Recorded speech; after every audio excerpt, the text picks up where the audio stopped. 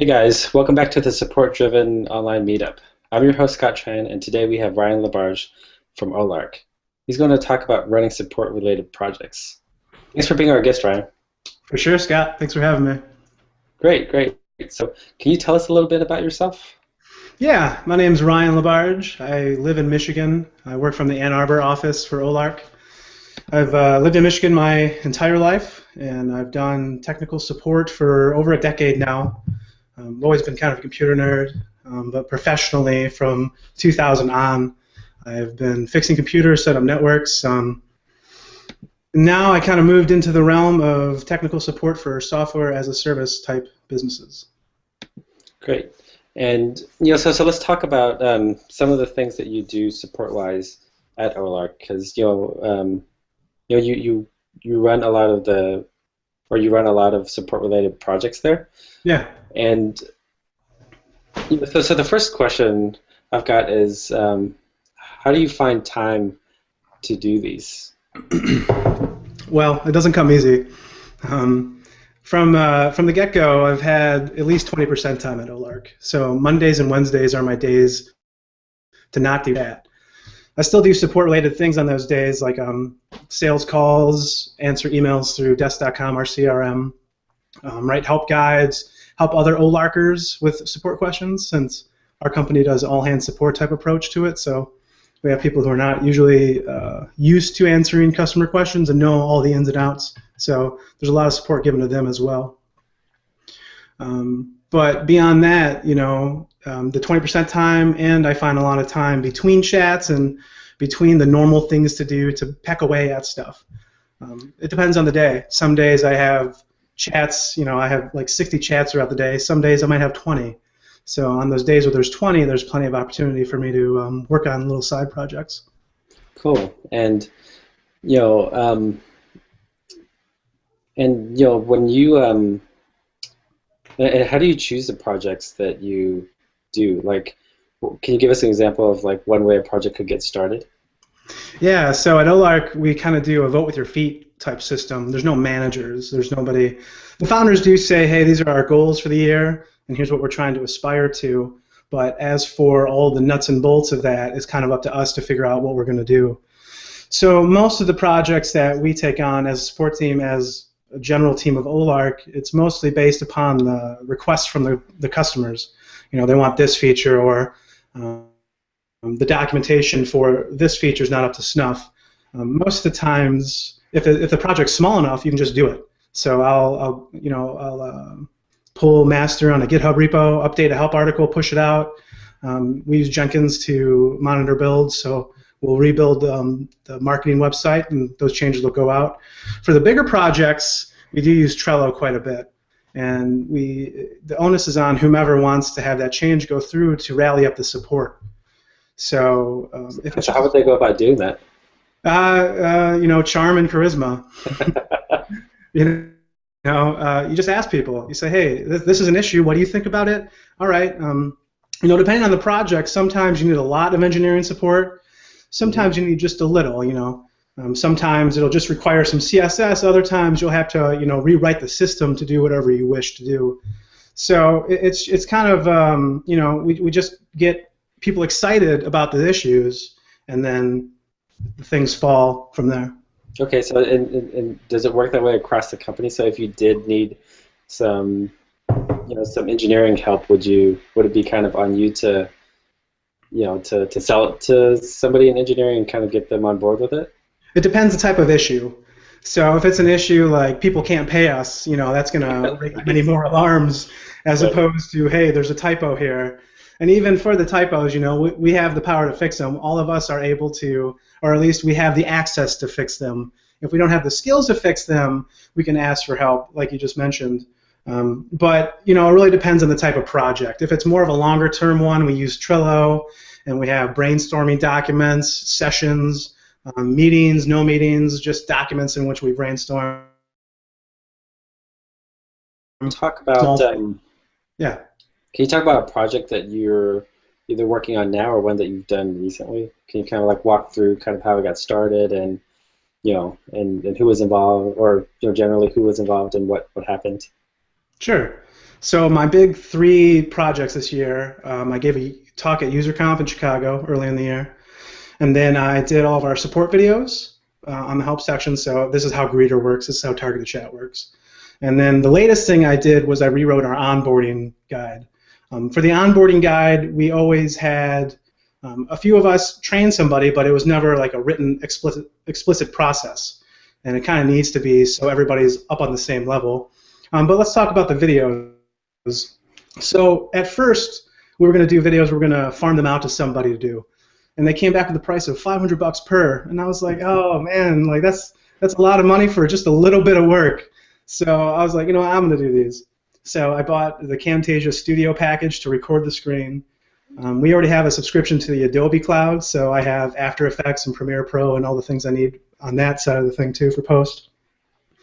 And then we started going about it. So what I did was I looked at Google Analytics to see what our most hit pages were. And as doing this job at Olark for a little bit over 2 years now, I was in a pretty good place to know what the main pain points were for customers, you know, the issues that always got brought up. We had to type out a long explanation. Excuse me.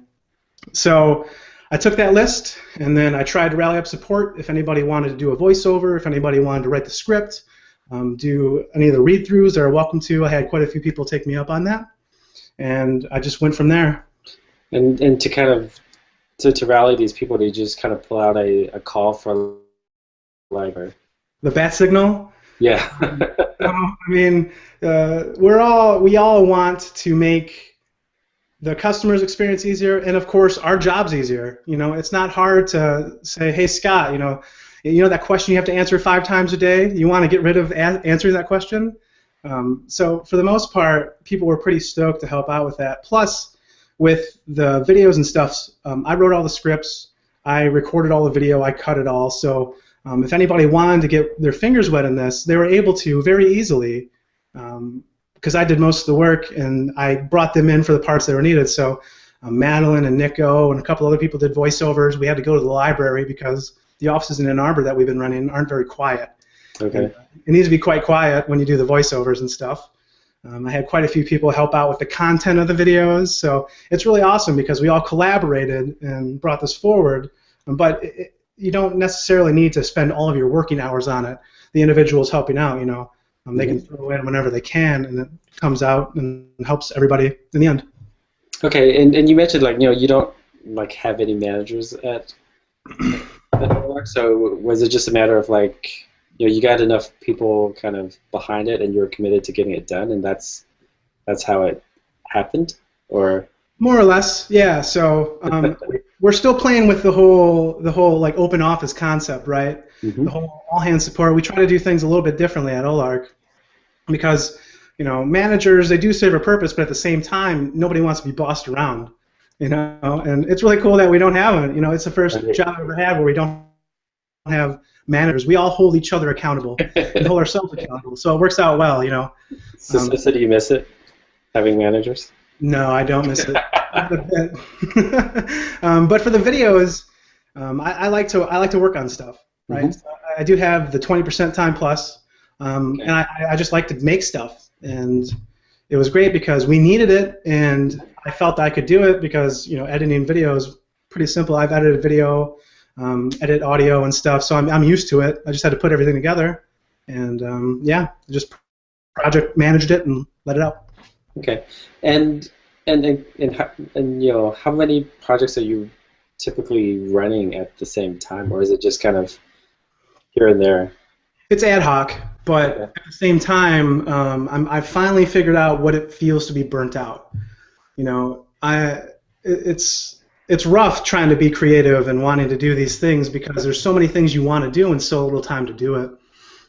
And it's important to put limits on yourself, limits on your time. Because even though I can spend a bunch of time while I'm doing other things, doing something else, it drains you. It really drains you. So I've been working really hard in the past few months to not overload myself with projects. My to-do list would be pages long. Now it's quite short, and I'm trying to keep it so I take these bite-sized chunks and do it at single pieces at a time, so I don't wear myself out. Okay, yeah, let's talk about that a little bit. Just kind of the whole organizing and the projects? Like especially when you have other people involved, how do you set it up for them to kind of like so that they know what they need to do when they need to do it? Well, it's a really organic process. Once we do, so let's say I have this idea that I want to do X. What I'll do is I'll present it during our weekly team syncs, which is every Monday, and I'll give it a great pitch like, oh, this is great, you guys want to do this, trust me. So let's have a breakout on this. That might be a call in a couple days for like 30 minutes. That might just be a no meaning document we pass around through Google Docs. Brainstorming, coming up with these ideas, and just letting the ideas flow, and then we go down, and whoever's actually leading the project can go through and start cutting out the cruft and getting the must-haves, nice-to-haves, should-haves, all those things laid out.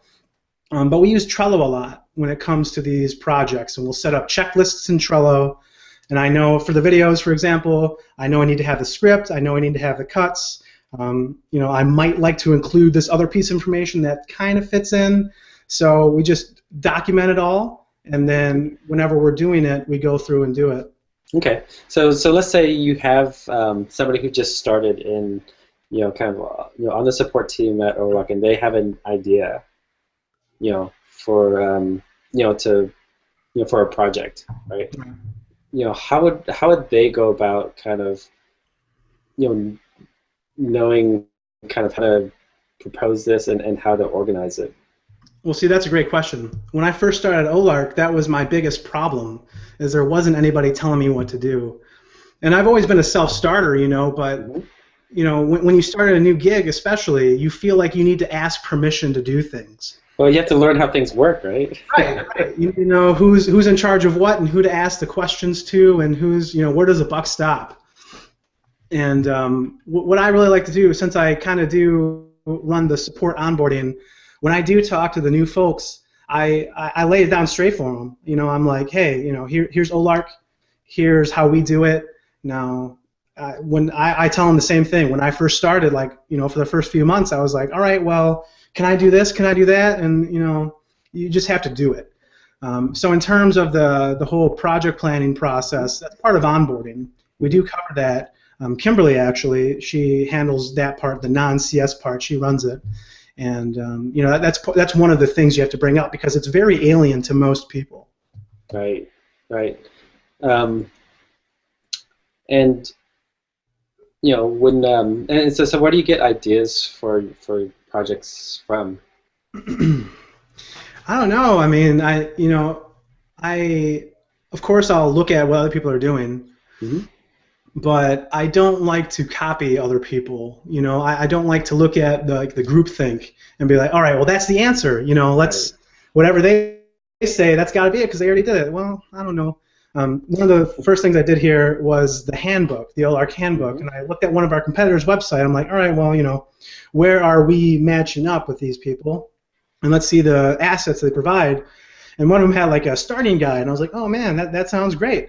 So I was actually down in Texas. I was working remotely down in Texas visiting my girlfriend's mother, and I was like, you know what? I'm going to start this. So I just started writing it. It's one thing to have an idea. It's another thing to come to the group with a minimum viable product rather. Be like, hey, I've got this mostly written. Let's do this thing. So especially once you do that, once you have enough work into it, once you have something forming up and people can look at it and be like, oh wow, I can see what you're doing here. Mm-hmm. Let's start chiseling off the sides to make it a rounder ball, or whatever you want to go with there. But it's very organic. It works really well actually. Okay, cool. All right, and and as you're doing projects, I mean, have any? I'm sure a lot of them have been successful. Have any of them not worked out, or you decided to end? Not really. That hasn't happened to me yet. Okay. Right. So a lot of the projects that I do, I'm doing most of the work on them. If I'm coming forth with an idea, I want to do most of the work on it because it's my idea, and it's like I see it and I want it to be a specific way. So I take the burden upon myself. So most of the projects that I run, there's not tons of help needed from the outside, I always request it, always ask for it, always invite people to help out if they wish. Mm-hmm. I think that's really important. You don't necessarily need 5 people to start a project. You can start a project, and then once you're to the point that you need somebody else's expertise, then have them jump on. So I think to answer that question, most of the projects I run are focused with me doing most of the work. Okay. But also, we can project manage things that are outside of support too via the way OLARC works. So if I want to see our own desktop client, which is coming eventually, I can lead that rush and become the project manager for a full project, quote unquote.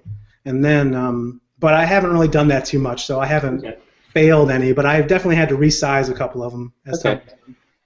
And since you're doing a lot of the work, and you're also doing a lot of other things in addition to support, right? Do you kind of organize it so that you only work on it kind of during your 20% days, or do you organize it so that you can kind of work on it when you have some time in between talking to customers? It's the latter. Okay. If it comes down to recording voiceovers and capturing video, of course I need to do that on days in which I'm not busy with other things. But writing the scripts and checking copy on a help file or help page or a blog that's going out, I like to do that while I'm doing other things if I have the time. Okay. And can you do you have any tips on like how to organize things so you can kind of hop into it, in between tickets? Like back and forth? Yeah. It really depends on the person. I hesitate to give out advice for overburdening yourself with work to do, because I realize that I am somewhat unique in my multitasking. I've been attached to a computer since like the age of 12, so alt-tabbing is a way of life for me, and my brain, that's just the way I go. So, and I realize that through my experiences that not everybody's like that. Okay. So when it comes to scheduling stuff for you, only you are going to know if you have the mental bandwidth to do it in between other projects, or if you need to do it on a full day. Everybody's a little bit different in that regard, I think. Okay. All right. Now let's talk about like how you kind of share your projects with the with the rest of the company. Sure. Like once a project is done or once it's kind of in progress. How often do you talk about it with the rest of the company? Quite a bit. With the videos, Monday is our weekly team sync, and I would bring it up pretty much every week. Hey, I got this video done. This one's ready. If you want to help out with a voiceover for this one, if you want to look over the script, please do. The team meetings are very valuable for that. Very valuable for that. For the most of the support projects that we run, they're mostly support done. So if we don't really have to reach outside of support to complete something, most of the conversation happens just within the support team. But it's definitely, I think, very valuable to let everybody know what you're working on, especially if you're bringing out these projects, because people are curious. That's the way to keep people excited. So when you finally do need something from them, you'll be like, hey, all these updates I've been given, all the Trello, you see the notifications on Trello. I'm talking about this every team sync. I mentioned a lot in HipChat. Can you help out with this? And even without all that, everybody's pretty happy to help out with whatever you got, assuming they have the time for it. So yeah, I think that's a great tip of just kind of keeping it people aware of it and kind of like letting them know that this is ongoing and that it's moving forward. Right. I think that I think that's a great point, because sometimes it's kind of tempting to just kind of like just go heads down and work on it, and then like I'll let you know when I'm done. Yeah, exactly. Right. Yeah, I mean, I really enjoy it, because since we have the focus on everybody does customer support, I think everybody should have a voice if they want to have it in these support-related projects. So I welcome it. Nobody gets better just by not getting any feedback. So the more even dissent you have, I don't like this, I don't like that. That's perfect. These complications make things better. You can't make a good cake without bitter. That's a horrible. Without breaking some eggs. Yeah, whatever you want to go with. Right. All right. Now, okay. So let's talk a little bit about the onboarding project, because that one, you had to work with Kimberly, right? Because she's also kind of overseeing a lot of or tweaking a lot of the onboarding Yeah. process as well. So how did that work out? Because there was kind of like, was there back and forth, or was it just more like you just carved off like pieces and then kind of went off on your own? Well, there's a lot of back and forth actually. Kimberly was the first person I trained with the new onboarding stuff. Oh, okay, cool. And that's just for customer support, right? That's the training that I do. Mm-hmm. I'll do it actually. So it's over 5 days, and I assign whoever's on chat shift that day. Please help them out, and we all share the responsibilities of training people. But she was the first person I trained. But anyways, she's done an amazing job with this. And I shared a screenshot. I think she just sent you an email because I had to check over what she wrote. Yeah. Cool. But it's been great because she'll ask me, hey, do we need to get people signed up on this account before the customer support? It's like, well, yeah, that's the password one. We definitely need that. We need a GitHub account, so on and so forth. So there's a lot of back and forth. And it's really great, too, because she's very open to conversation and very open to improve this. And I can't imagine what we would do right now without her. Thanks to all put into it, because it's been great. It's great. Yeah. And while you were kind of like working on different parts of this together, like how did you share that? How was it shared out to the rest of the company? Were you the ones to talk about it? Was she the one to talk about it? Or did you talk about it together? We talked about it together, and there's like an open invite to people who wanted to come and participate in it. And it was more than just us two. Mm-hmm. She's definitely the ringleader of me for the whole project. But for most of the changes I was suggesting, and the question she had for me is mostly related around the customer support training. Mm-hmm. So just fixing the different cards we have, because it's a very involved process getting somebody onboarded to a company like LaBarge, because they need like 15 accounts, they need access to 30, 40 GitHub repos, probably even more than that. So it's a lot of work, and it's very important to make sure that everybody has everything they need right when they start. And it's been really great, and Trello is a great tool for it too. Great. And so you've been a bunch of projects and whatnot. What are your thoughts on kind of like the value of doing kind of support related projects, and what kind of impact they've had for you and the company? Oh, I think it's great. Anytime that you can get a support organization to move from reactive to proactive, any work that you can put into proactive is going to help you out tremendously. So the videos that I made like 10 of them or so, and they're just about the most common issues that we have. And we don't have any numbers to back it up, but we all feel the weight lifted off of us of explaining how Pigeon works, or what groups is.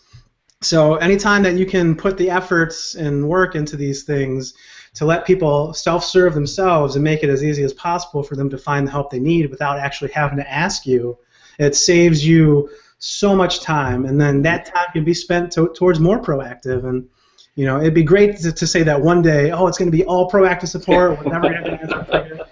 That's never going to happen. But right. the more that you can do to make the resources available and easy to find for people, the better your life's going to be. Right, and it seems like it'd also be better for your customers as well, right? Just to be able to get those questions without having to to wait for an answer. Yeah, assuming they're willing to look. I mean, it's definitely there, but of course that's why we're never going to be all proactive, is because some people don't know where to look. Yeah, great. Well, thank you so much. Yeah, my pleasure. This has been a lot of fun, and now we're going to kind of hop into the chat room and kind of talk, a little bit more about it there. Cool. And I'll see you in the chat room. Thank you. Yeah, thanks for the interview.